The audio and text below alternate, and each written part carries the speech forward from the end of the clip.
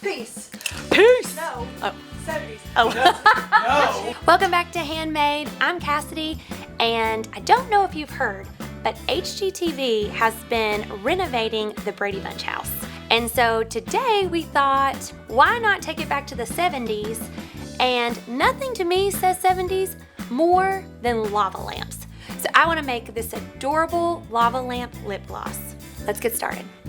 For this project, you will need vegetable glycerin, castor oil, edible glitter, lip flavor, lip gloss roller tubes, edible mica, eyedroppers, funnel, and a clay sculpting tool.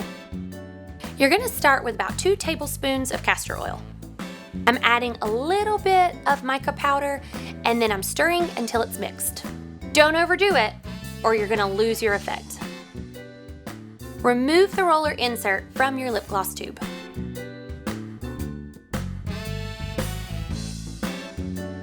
Fill your tube a little over 3/4 full with vegetable glycerin. Use an eyedropper to gently add your colored oil mixture all the way to the top. Use your clay sculpting tool to create the path for your air bubbles.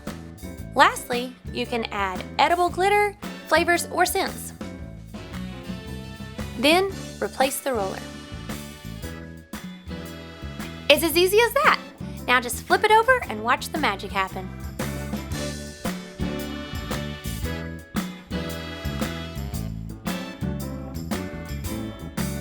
How groovy was this project? It made my lips super soft, it was super easy to make, and it's a great gift idea.